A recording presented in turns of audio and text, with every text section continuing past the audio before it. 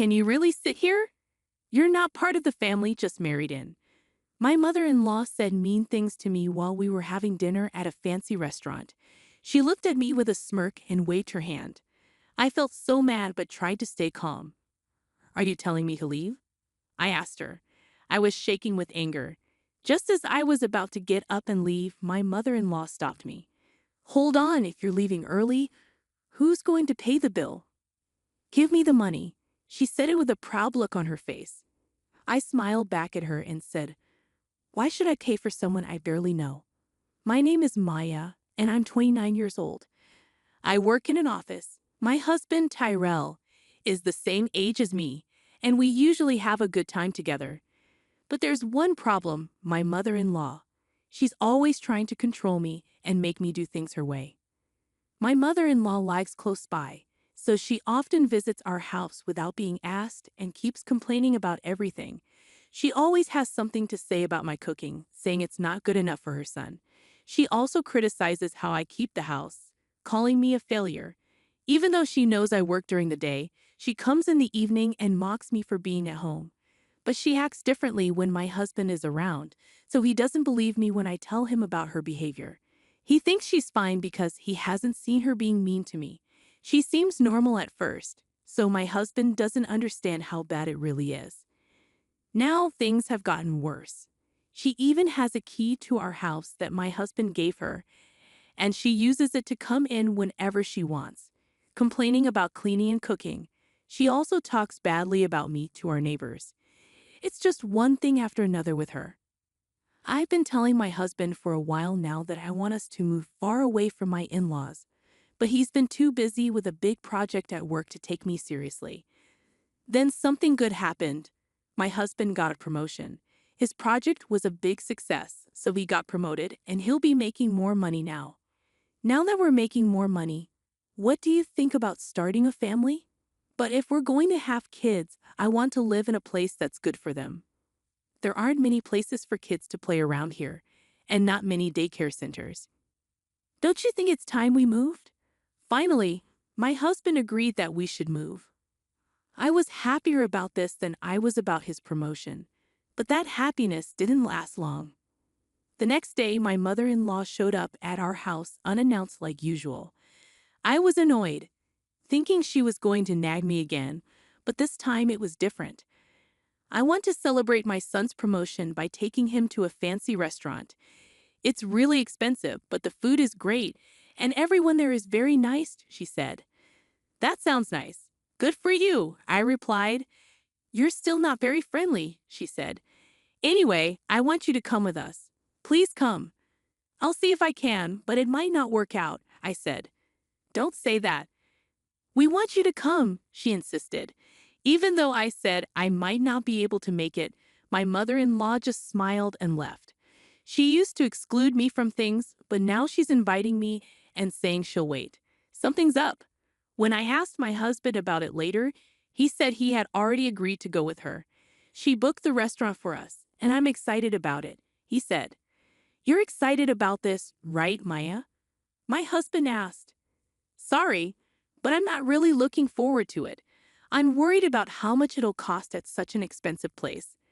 I don't want to go. Just tell them I'm busy and have fun without me, I replied. Why are you being so negative? Plus, it's not just us going. My brothers and their wives will be there too. It wouldn't be right if you didn't come and celebrate with the whole family, my husband said, eager for us to go to the fancy restaurant. He really wanted me to go, even though I didn't want to. He didn't seem to listen to me anymore. If he believes his mom more than me, I'll use the voice recorder I bought online to record her being mean to me. I thought to myself, she's probably going to be mean to me at the celebration too. I'll record her and show it to my husband. If he still takes her side, I'll think about divorcing him. Making that decision made me feel a bit better. But the day of meeting my mother-in-law at the restaurant felt really sad, and I couldn't stop sighing. I didn't know my husband's brothers well. I had only met them briefly at our wedding, and I barely remembered talking to their wives beyond saying hello. When we got to the restaurant, the waiter took us to a big room. My mother-in-law, One of my husband's brothers and his wife, and another brother and his wife were already there, sitting down. The fancy food was already on the table, and there was only one empty seat. My husband looked confused and wondered if there was a mistake. Did the waiter mess up? "I'll go check," he said and left the room. As soon as he left, everyone started eating. Then my mother-in-law stood up and looked at me with a mean expression. "There's no seat for you. Why would I invite someone who just married into our family to our celebration? So here's your choice. Prove you want to be part of our family or leave and never come back. What's it going to be?" Without hesitating, I said, "No, I'm leaving." My mother-in-law looked surprised for a moment. Did she really think I would beg her to accept me as family in this situation? No chance. "Listen, if you pay for everyone's meal here, I'll accept you as part of Terrell's family. You must be upset about being treated like a stranger, so pay up and become family," my mother-in-law said. "I already told you, I'm leaving. Why should I pay for someone else's family's meal?" I replied as I walked away. Mother-in-law slammed the table and yelled, "Don't you understand? I'm trying to make you part of the family. Are you okay with being a stranger? Pay up." "No, I'm fine being a stranger. And since I'm a stranger, I'm not paying for your meal. Goodbye." Mother-in-law tried to catch up to me, but by the time she got to the door of the room from the farthest seat, I was already at the restaurant's exit. When I got home and was thinking of emailing my husband, he returned within 10 minutes. The waiter said the reservation was correct, and my mom was causing a scene. "I heard everything from my brother," he said. "I'm sorry you had to go through that. You came back quickly," I said. "It seems like she would have caused a scene if you had stayed," he replied. "How could I sit with them after they insulted my Maya?" My husband quickly understood what had happened after I left and hurriedly came back home to me. After I said I was okay being treated like a stranger, it seemed to wake up my husband's brother's wives. They used to think they had to silently endure being treated badly, but seeing me stand up for myself made them realize they could too. They both left and their husbands quickly followed. I expected my mother-in-law to complain, and sure enough, the phone started ringing nonstop within 3 hours. I ignored it, but it was so loud that I had to block the calls. Then I got a call from an unknown number. "Hi, sorry for calling so late. Is this Maya's phone?" The person on the other end said he was a police officer from the nearby police station. He told me that after everyone left, my mother-in-law tried to eat and then wanted me to pay the bill later, but the restaurant didn't want to deal with her after the scene she caused. They refused to let her pay later, thinking I wouldn't come back after leaving so angrily. My mother-in-law then called me to come back and pay, but I ignored all her calls. The restaurant suggested she pay with a card. But my mother-in-law didn't have a credit card and didn't have enough cash to pay for everyone's meals. She tried calling other family members to help, but nobody picked up. Eventually, she got really angry and started yelling that it was all my fault. She got so mad that she started breaking expensive vases and flower pots in the restaurant, which made the staff call the police. The police tried to calm her down, but she kept saying she wasn't wrong. The restaurant didn't just have an unpaid bill but also had to deal with a difficult customer, so they asked someone to take her home. Feeling bad for ignoring the police's calls, we reluctantly went back to the restaurant. When we got there, the police were trying to calm my mother-in-law down.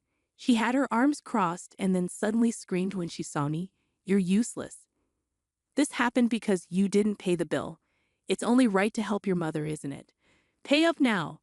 I was shocked that she would say something so threatening even with the police there.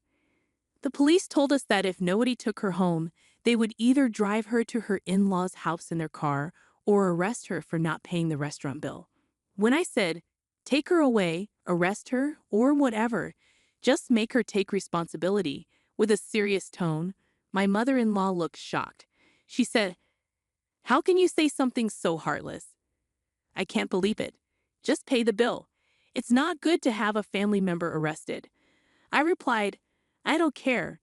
I'm not family, and I don't want to be around someone who acts crazy and causes trouble." As I tried to leave the restaurant and let the police handle it, my husband, who had been quiet, gave me a stern look. He said, "I know what happened to Maya was wrong, but is it really worth getting arrested over?" I replied, "That's not the point. She's in trouble because she didn't pay the bill and caused a scene. It has nothing to do with me. Or are you saying it's my fault for not paying for 6 people's meals even though I didn't eat?" My husband didn't say anything, but he walked past me and went to talk to the police and the restaurant staff. I knew what my husband was going to do when he walked away, so I called out to him, "If you pay for her meal and make it up to her, we're getting divorced." Think about that. But my husband didn't say anything and took out his wallet. I sighed and left the restaurant. I walked home, packed my things, and got ready to leave. Just before the day changed, my husband came back. He said, "Mom's not getting arrested." It turns out she was really wrong. The restaurant said they'd forgive her if I paid them back and promised she wouldn't come back. I didn't have enough money, so I called my brothers for help. My husband kept talking about what happened after I left, looking tired. Maybe because I didn't react much, he came over to me looking upset. "What's with the bags?" he asked. "I'm getting ready to leave because we're getting divorced." "I told you if you took her side, we'd get divorced. You can't pretend you didn't hear me," I said to my husband as he watched me pack with surprise.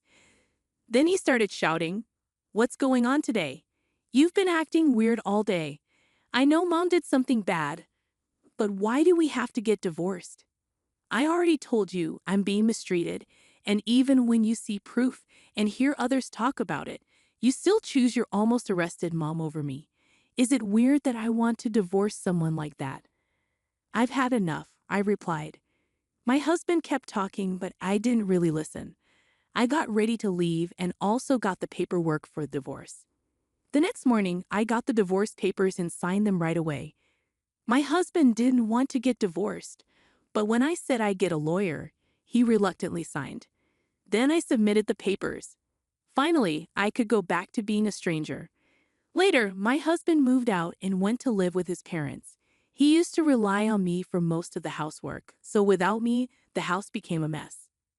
He didn't like the messy house and decided to cancel the apartment lease and go back to his parents' home. The older and younger brothers ended up doing the same.